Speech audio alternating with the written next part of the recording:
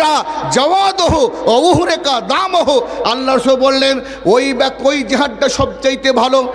ঘোড়ায় চড়ে জিহাদ করতে গেল, উটের উপরে লড়াই করতে গেল, নিজে দুই হাতে নিষ্কষিত তরোয়ার নিয়ে যুদ্ধের ময়দানে নেমে গেল, তার উটটাকে তার ঘোড়াটাকে টুকরো টুকরো ছিন্ন বিচ্ছিন্ন করে কাফের পক্ষ হত্যা করলো এবং সেই ব্যক্তিকে নিচে ফেলে টুকরো টুকরে হত্যা করলো। উটটাও মারা গেল, সেও নিশে শহীদ হলো। এই জিহাদটা হচ্ছে সবচেয়ে পৃথিবীর মধ্যে উত্তম। আবার নবীকে জিজ্ঞাসা করছি, আল্লাহ রাসূল আইয়ুস সালাতে আফজাল, পৃথিবীর মধ্যে সবচাইতে কোন নামাজটা উত্তম নামাজ, কোন সালাতটা উত্তম নামাজ? নবী বলেন তুলুল কুনুত। নবী বললেন যেই নামাজটা নামাজে দাঁড়িয়ে দীর্ঘক্ষণ ধরে কেরাত করা হয়, দীর্ঘক্ষণ ধরে রুকুতে যাওয়া হয়, দীর্ঘক্ষণ ধরে নামাজে দাঁড়িয়ে থাকা হয়, রাত জেগে যায় নামাজ পড়তে পড়তে, এই নামাজটা হচ্ছে আল্লাহর কাছে সবচেয়ে প্রিয়। এটা হচ্ছে ইমানদারের নামাজ। নবী বললেন তুলুল কুনুত, যেই নামাজের রুকু, যেই নামাজের কিয়াম, যেই মেয়াদের সিজদা, যেই নামাজের মধ্যে সমস্ত আরকান নিয়ম নীতি পদ্ধতি সেই লম্বা লম্বা হয়, এই নামাজটা যে সবচেয়ে উত্তম নামাজ। আবার নবীকে জিজ্ঞাসা করছে, আমর ইবনে আব্বাস বলছেন, এই আল্লাহ রাসূল আপনি বলুন সবচেয়ে আইয়ুল হিজরত আফজাল, হিজরতের মধ্যে কোন হিজরতটা সবচেয়ে বেশি উত্তম? হিজরত শব্দের শাব্দিক অর্থ হচ্ছে তরকুল ওয়াতান, নিজের মাতৃভূমি ছেড়ে চলে যাওয়া। আর পারিভাষিক অর্থ হচ্ছে যে নিজের মাতৃভূমি ছেড়ে চলে যাওয়া লি ইলাই কালিমাতিল্লাহ, আল্লাহর দ্বীনকে পৃথিবীর মধ্যে উদ্ভাসিত করার জন্য, দ্বীনের কালিমাকে পৃথিবীর মধ্যে উদ্ভাসিত করার জন্য যারা নিজের মাতৃভূমি ছেড়ে, নিজের ছেলে মেয়ে বাচ্চা ছেড়ে, ঘর বাড়ি ছেড়ে, নিজের পৈতৃক সম্পত্তি ছেড়ে সব দ্বীনকে বাঁচার জন্য চলে যাওয়া, এটাই হলো হিজরত। আমর ইবনে আব্বাস বলছেন, আল্লাহ রাসূল আইয়ুল হিজরত আফজাল, সবচেয়ে উত্তম হিজরত কোনটা? বিশ্বনবী বললেন আন তাহজুরা মা কারিহা রব্বুকা, আন তাহাজুরা মা কারিহা রব্বকা, সবচাইতে উত্তম হিজরত ওইটি। হে আম্বাসা শুনে রাখো, হে আমর ইবনে আব্বাস শুনে রাখো, সবচাইতে উত্তম হিজরত ওইটি যেটা হচ্ছে তোমার প্রতিপালক যেটা ঘৃণা করে সেটা তুমি ছেড়ে দেবে। আন তাহাজুরা মা কারিহা রব্বুকা, তোমার প্রতিপালক, তোমার দয়াময়, তোমার আল্লাহ যেই জিনিসটা ঘৃণা করে সেই জিনিসটাকে তুই পরিত্যাগ করে দাও, এটাই হচ্ছে হিজরত। আবার আমর ইবনে আব্বাস বলছেন, আল্লাহ রাসূল আইয়ুস সাআতি আফজাল, পৃথিবীর মধ্যে 24 ঘন্টার মধ্যে কোন সময়টা সবচেয়ে আল্লাহর কাছে প্রিয়? কোন সময় আল্লাহর কাছে প্রিয়?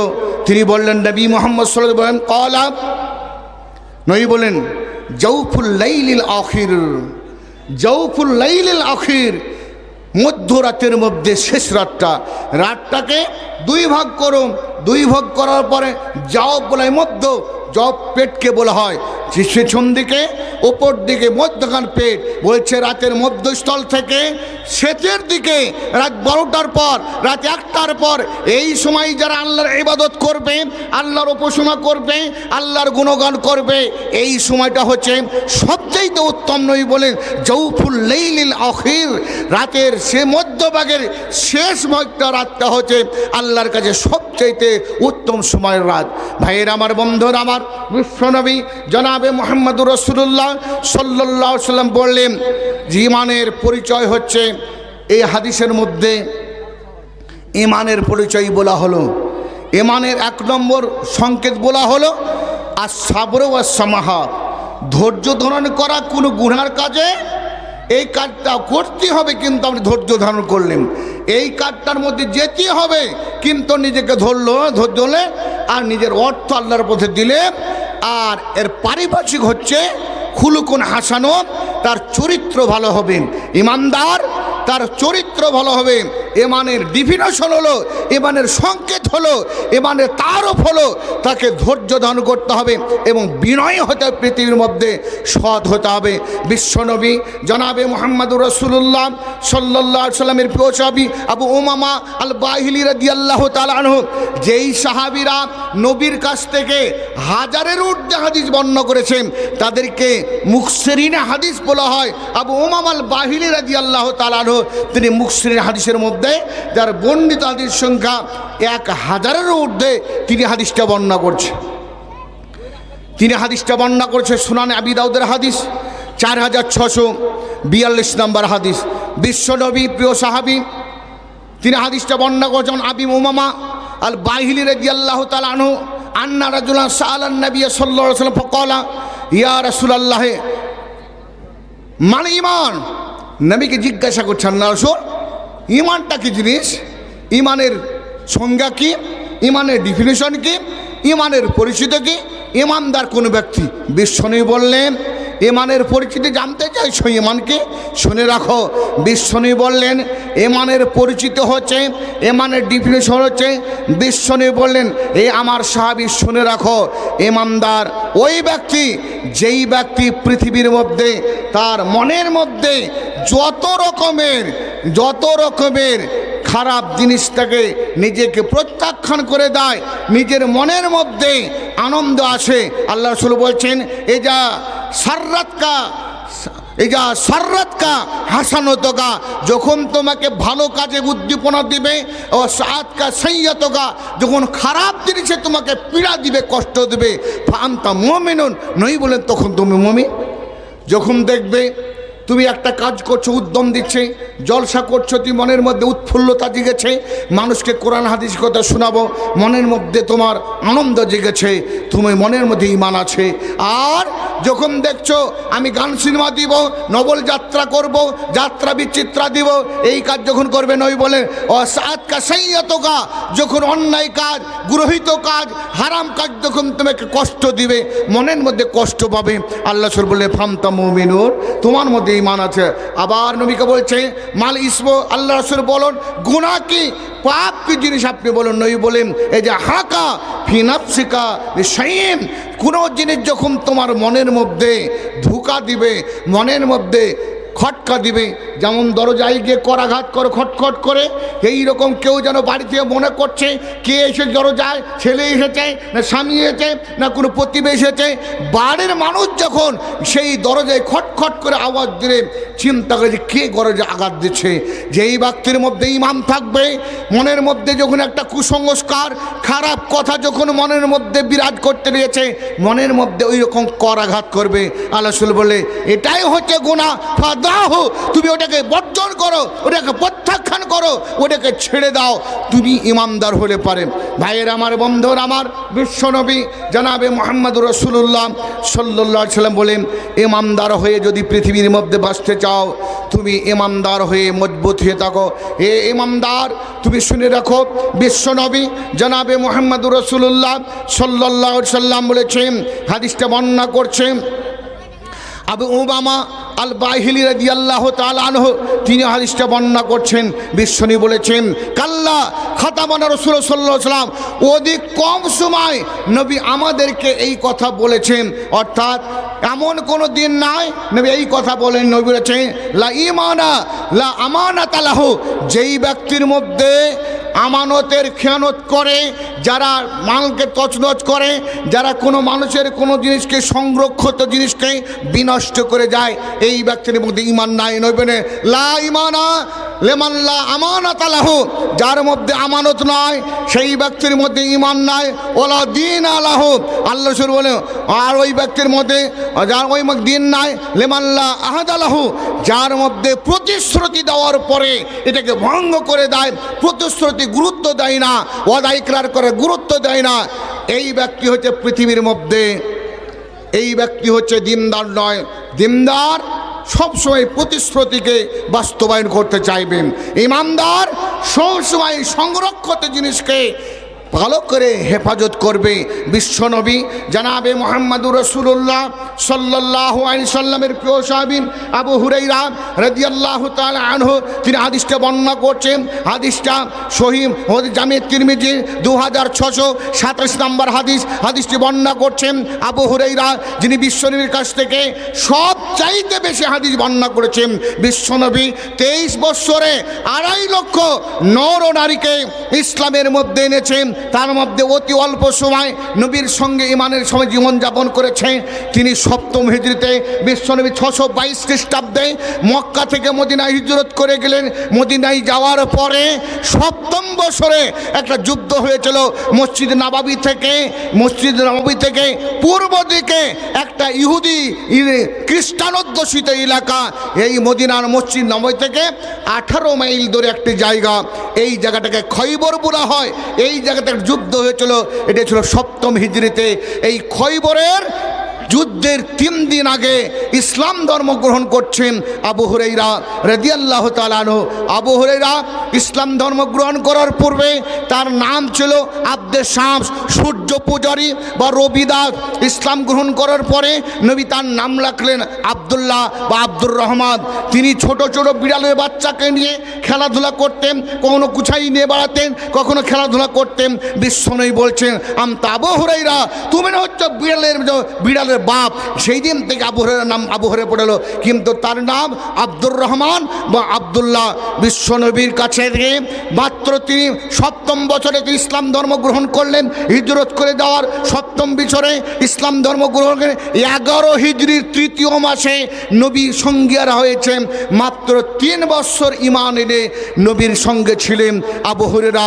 2.5 লক্ষ নর ও নারী সাহাবীর মধ্যে সবচাইতে বেশি হাদিস বর্ণনা করছেন আবু হুরায়রা। তিনি 5374টি, আল্লামা আইনের মতে তিনি 5374টি হাদিস বর্ণনা করেছেন। এই হাদিসটা জামে তিরমিজির 2627 নম্বর। তিনি বলছেন, অন আবি হুরাইরাতা রাদিয়াল্লাহু তাআলা আনহু قال رسول الله صلى الله عليه وسلم ইজা জানাল আব্দু খারাজা মিনহুল ঈমান।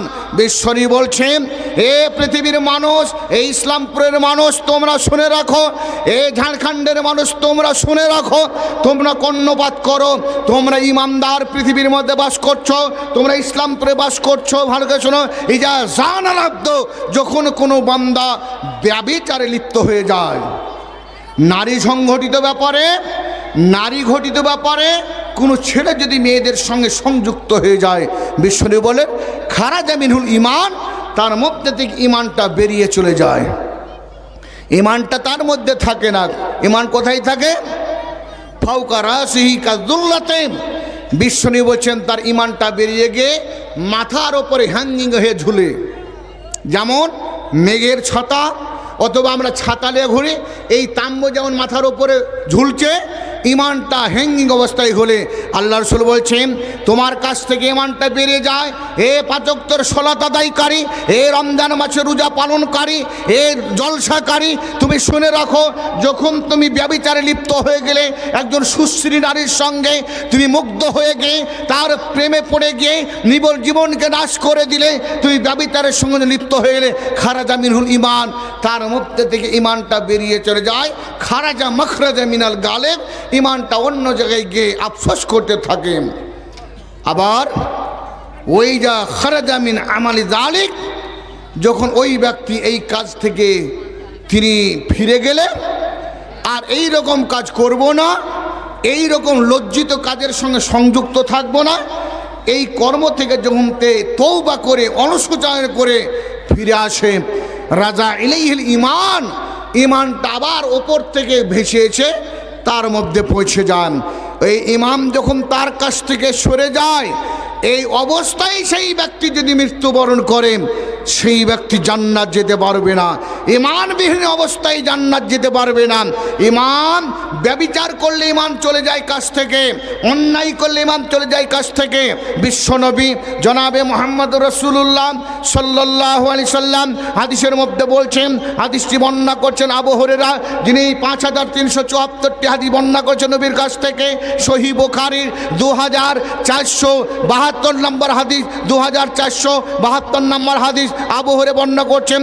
অন আবি হুরায়রা এবং মুসলিমের 57 নম্বর হাদিস।